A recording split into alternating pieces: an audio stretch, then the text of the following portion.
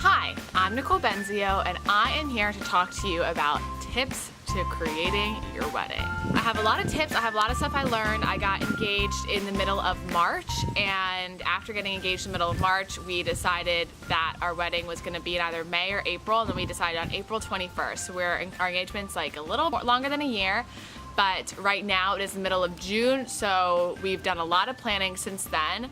So I'm gonna kind of tell you, if you're someone who just got engaged, how to start planning. And I say creating your own wedding because you literally are creating your own wedding. No one is telling you what to do. I mean, you might have some people that tell you what to do, but you start from scratch. There's no like template, there's no workbook you can look in to say, you live in this area, you should get, look at these venues, look at these caterers. You have to create it on your own. You have to start from scratch and create everything on your own. For some of you, that might be a really fun experience. For others, that's really stressful. I'm a planner, and even though I'm a planner, I did not know what I really wanted my wedding to look like. I knew a few things about my wedding, what I wanted in my wedding, but there were a lot of things that I didn't know. I basically knew that I wanted to get married outside, the ceremony and the reception basically all outside. I love the outdoors. I love being outside. And I knew that I wanted to have a lot of people at my wedding. I knew that that was a big thing, especially I knew that when, a while ago before I even met my fiance Connor, but now that Connor and I are together, we both are very social. We have a very large amount of people that we're super connected with, and we cannot imagine having them not there. We couldn't imagine having a wedding of like 100 people. That just was so out of the picture for what we wanted. I have two other engagement blog posts, one from my story of our engagement and one from his story of our engagement. His story is obviously better because he planned the engagement and bought the ring and everything. I also am gonna have a correlating blog post that will be down below that has all the info I'm gonna talk about today. Like I said, every wedding is gonna be so different, so you can take bits and pieces, but I tried to make it down to like a base layer of this is what to do if you just got engaged. So, first thing. The main thing that's kind of boring, and the first thing to do is to talk about your budget. You cannot really plan anything until you at least talk about your budget. And so I looked up a lot of information and statistics on average wedding budgets, what different monetary values were. And then of course it's important to talk to who you need to talk to figure out what your budget is for your wedding. I know it's so boring, I know you wanna look at venues, you wanna look at all this stuff, but venues and all that stuff does not matter until you know how much you want to pay. And not even how much you want to pay, but how much you're comfortable with paying for your wedding. When you start thinking of numbers, you're like, oh yeah, an average wedding costs this much, and then my wedding's gonna cost this much. Then you think, how much money what can that money actually pay for in real life? Is that mature and responsible to spend that much money on a wedding whenever you have other things to do and other things to put money towards? So take that into consideration. The next thing to do, now this is a really, really easy step, I think, is to make a Google Drive folder. Now, if you're not a Google Drive user, you're gonna be like, what the heck? If you have a Gmail or a Google account, you have a thing called Google Drive, and it's basically like the Microsoft suite, but on Google.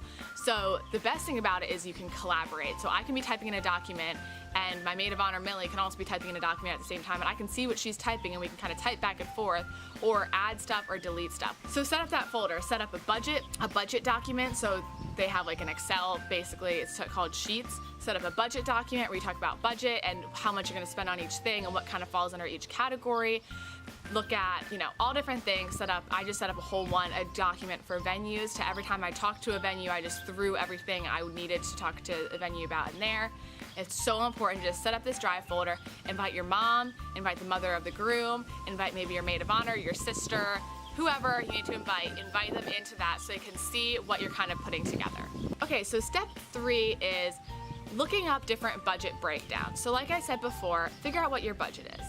Once you figure out what your budget is, then look online and see what different budget breakdowns are. So a budget breakdown might say, okay, you should spend 50% of your money on your reception. You should spend, so say you have a $20,000 wedding. You spend $10,000 on your reception, which includes like catering, tables, chairs, DJ, like all that kind of stuff. But people put different things in different categories, so it might not include DJ because DJ might be its own category. So there are a few that I linked in the blog, so go to the blog and look. I think there's 2 that I linked that I really liked. I thought they were good breakdowns. And then they still buffered extra money for unknown costs, either taxes, tips, So there's all different kinds of things. And so for us, say for example, in ours, Connor already purchased my wedding band when he purchased my engagement ring. So our ring category really didn't have to be as expensive as what it was because we really only have to buy his ring. So we cut that category, not cut it, but we really eliminated it almost, and then we put the rest of the money for that into something else. So do these categories, put them into your Google Drive, your sheets, but then at the same time, go through and kind of evaluate them. So the fourth step is to prioritize. Sit down with your fiance and say, what is important for us in our wedding? So now that you have this breakdown, so you kind of have a list of all the tasks that you're gonna have to pay for, or things you're gonna have to pay for. Whether it's catering, whether it's your ceremony or your venue or whatever. You have this whole list of things that you need to pay for your wedding. Talk to your fiance and decide, and you can have each separate and you can have some that are the same. Like for Connor and I, like I said, we both want a lot of people at our wedding. We would rather have cheaper catering, a lot of stuff, and be able to invite more people than to just have a 100-person wedding where we can go all out. We'd rather have more people there. That's so much more important to us. So that was a big thing. We really wanted to have it all outside. That was a big thing for looking for our venue. And like I said, the ring category could be basically eliminated. So you prioritize different things because different things can be eliminated, different things can be switched, if that makes sense. Some people want things at their wedding that other people don't want, so it just depends on how much you're willing to put in each category. So prioritize those things, either bold those categories, italicize those categories. Make sure you remember, because when you get into the wedding planning phase, you're gonna be so overwhelmed and thinking, I'm spending this much money on this and this much money on this, and then you should double think and say, we don't care about the cake. Why are we hiring the most expensive baker to bake our cake if we don't really care what our cake tastes like? Does that make sense? So if you really want your flowers to look really good, reallocate some of that cake money over to flowers because you really want that to be a priority and not cake. To me, I think prioritizing is super important because once again, this day is about you guys. It is about me and Connor on our day. And our guests, obviously, but it's about what me and Connor want our guests to experience. And to me, cake doesn't really matter, but it matters to some people, so we still have to figure that one out. Step 5 is to make a mood board. Now, I went to school and I did a bunch of graphic design and logo branding stuff. So for me, making a mood board is kind of an easy thing. I've done it a lot before, but when I told some people I made a wedding mood board, they were like, what does that even mean? Basically, it's like a Pinterest board, but specifically for you. So I have my wedding mood board on my blog post also. Basically, I put together a wedding logo, which you don't have to make, but I just made one really quick. A wedding logo, I put together our colors. I picked like 5 or 6 photos I thought really described what I wanted our wedding to look like. You pin a bunch of things on Pinterest, but some of them are like, I like one thing in that picture and one thing in that picture. I tried to pick pictures where I liked everything in the picture, and I put them in there, and I put in our colors, and that I put in 3 words. Your words are really important, I think. And making a wedding mood board is really important because when I went to, so we're gonna get a bunch of we're going to get our tables, our chairs, our linens, all of our cutlery and all that from this one party store. And they do basically all the rentals at the location that we chose. So because this woman is helping me, she does all the wedding planning with all the brides, I was like, let me just show you my mood board so I can show you the vibe of what I'm going for. So I showed her my mood board and she's like, oh, that makes so much sense, because some people can say, oh, I want blush and navy, which are 2 of our colors. And then some people are like, okay, well, is it a pinky blush? Is it a peachy blush? Is it a light? Is it dark? What's it like? And so you tell people, you know, you want an elegant wedding. Then people are like, oh, so you do want to have black tie? And you're like, no, I don't want to have black tie, but I want to have this and this. So showing them physical photos of what you want and what you like. I mean, that's why Pinterest is a thing, but I think even narrowing it down from your Pinterest boards, you probably have a ton of pictures saved on. Narrow it down to a few pictures just to say, these are our colors, these are our words. And what I have honestly found is just go online on Pinterest and just start pinning stuff that you like. And don't think, I'm gonna find a color scheme today. Just say, I'm gonna look at wedding photos that I like. And then like go to your board and look at what you pin, because I feel like sometimes we pin stuff and I'm like, oh, I forgot I pinned that to my board. So go and look back at what you pinned and then see what colors kind of pop out to you from that. For me, it was really light blush tones and then those navy colors. For example, my ring is a morganite ring, and I didn't realize I even liked morganite. I didn't even know it was a thing until I started pinning all these photos, and they kept on saying, I was like, why do I like all these rings? And it just kept saying morganite, morganite, morganite. And I was thinking, what is a morganite? Like, what's morganite? Why is it different? I just thought it was a diamond. So what's morganite? And then I looked into it and I was like, wow, I love it. So some of that stuff you just stumble upon because you instinctively like it. And then you actually realize I like it for a reason. I pinned a million of these for a reason, or I've double pinned. Sometimes I double pin things, I don't even realize it. And I'm like, well, I guess I really like this photo because I decided to pin it twice. So the sixth and last tip for today is to go and look at venues. Something that's really hard is try to correlate it with your budget, but don't get super stressed about correlating it with your budget, because some of the venues we are looking at had everything included. They came with the tables, they came with the chairs, they came with the caterer, they came with whatever. Some of them didn't, and they came with absolutely nothing. We looked at this place where we were just literally gonna use this historic ground field. We were gonna get a tent, we were gonna get the tables, we were gonna get everything. So venue costs are really different. So when you look at venues, what we had to do is basically get a quote or an estimate on what it would be to set a tent up, to get all the tables, to get all the chairs, and put it up at this location. Then we went to a location that already was gonna have the tent and was gonna have all the chairs and tables for us basically buffered in the price. So you kind of have to like understand each venue, what you're getting with the venue, and add it up and tally it up in order to see and then compare prices and say, is this worth, you know, $1,000 more than that? Yes or no.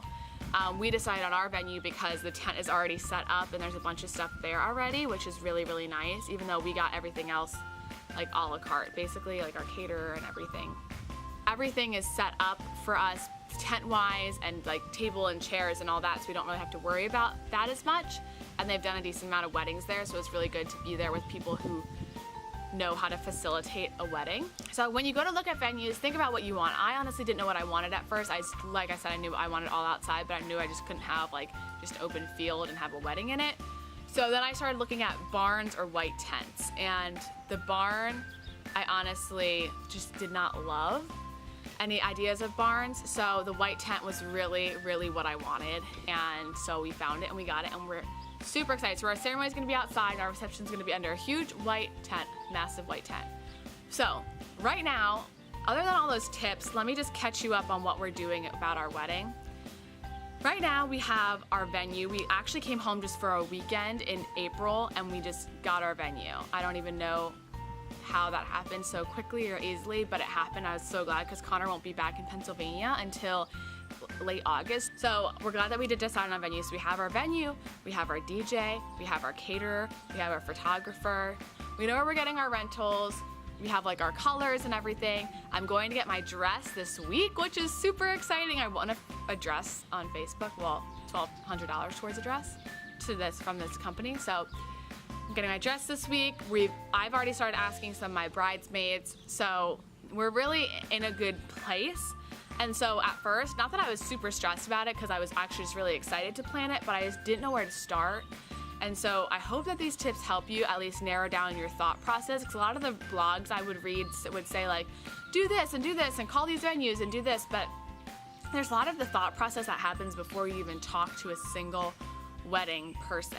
So basically figure out what you want in your head, get some stuff written down, and then once you do that, email venues and talk to them. And even if you think a venue is way out of your price range, it might not be. So a lot of times you can't see prices online. You have to email them and they'll email you like a booklet of their rates and what they charge and all that. So figure out what going rates are in your area. Different areas have totally different. My biggest thing is prioritize, prioritize, prioritize. Figure out what you want to do, what is important to you to have on that day, and do it. So I want to say thank you so much for watching this. I hope that this gives you some ideas and some ways to start and to not get stressed. This is an amazing season of your life that you're planning your wedding. Please comment below if you want another video, what you want a video on, if you want it all about, you know, how to find a venue or where we are in our next phase. Anything about that, please let me know. I'd love to talk to you guys, and watch my vlogs in the meantime. I have a lot of vlogs. I'm getting better. I'm trying. I love it. I love doing it, and I'm trying to get better and more professional at it. So I will talk to you guys later. Bye.